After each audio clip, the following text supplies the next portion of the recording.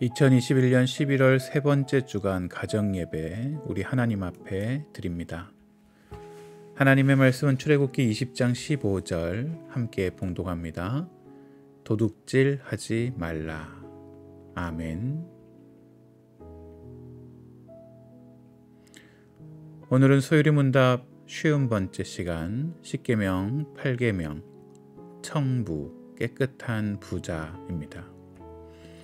소율이문답 73번째 질문, 제8계명은 무엇입니까? 제8계명은 도둑질하지 말라입니다. 제8계명은 우리에게 무엇을 요구합니까?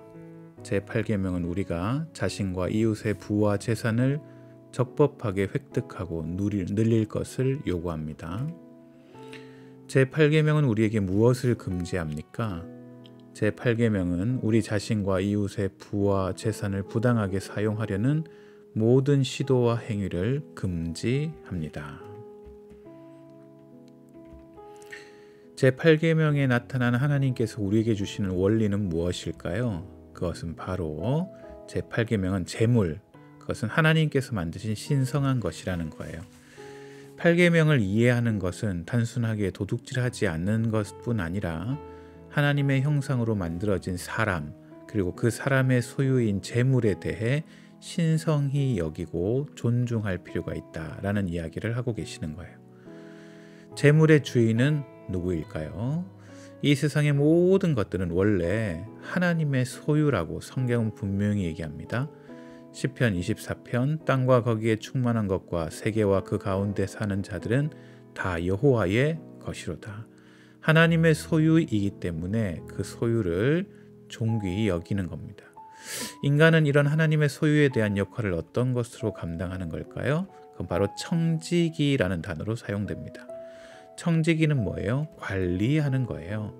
재산을 관리하듯이 주인의 뜻에 따라 세상 만물을 관리하는 것, 즉 하나님의 뜻에 따라 하나님의 원리와 원칙에 따라 이 세상 만물과 재산을 관리하는 것, 그것이 바로 청지기의 역할이고 우리의 역할이 거기에 있습니다. 인간에게 있어 사유재산의 근거가 있습니까? 그렇습니다. 사유재산은요, 하나님께서 인정하신 거예요. 아브라함에게 주어 소유를 삼게 하시고 갈대아를 우르에서 이끌어내셨다. 성경은 얘기하고 있습니다. 이 재산 증식의 원리는 어떻게 생각해야 될까요? 스스로 일을 해서 사회에 아무런 공헌도 하지 않은 채 반대급부를 받아가는 것은 옳지 못한 일이라고 성경은 이야기합니다.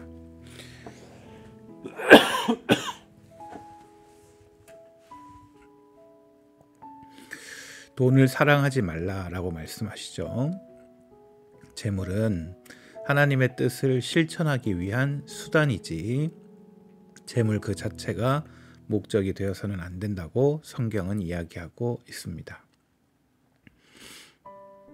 부자로서의 바른 자세는 뭘까요? 내가 이 세대에서 부한 자들을 명하여 마음을 높이지 말고 정함이 없는 재물에 소망을 두지 말고 오직 우리에게 모든 것을 후히 주사 누리게 하시는 하나님께 두며 선을 행하고 선한 사업을 많이 하고 나누어 주기를 좋아하며 너그러운 자가 되게 하라. 이것이 바로 하나님께서 부자들에게 주시는 교훈이라고 말할 수 있어요. 제8계명에서 요구하는 건 첫째, 계약이나 거래할 때 진실과 신실과 공의로 해야 된다는 사실이에요. 속이기 위한 계약은 위헌 안 됩니다. 두 번째, 각자에게 마땅한 몫을 주어야 합니다. 수고했다면 수고한 것에 대해 마땅한 대가를 치르고 세금이나 과태료도 제때 납부하는 것이 중요한 겁니다.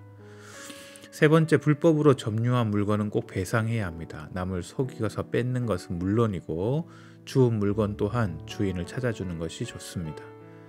네 번째, 타인의 필요를 살펴 우리의 것을 나누거나 빌려주어야 합니다. 남의 것을 몰래 훔치는 것뿐만 아니라 자신의 여유분을 도움이 필요한 사람에게 나누어 주지 않는 것도 성경은 도둑질에 해당한다 이야기하고 계십니다.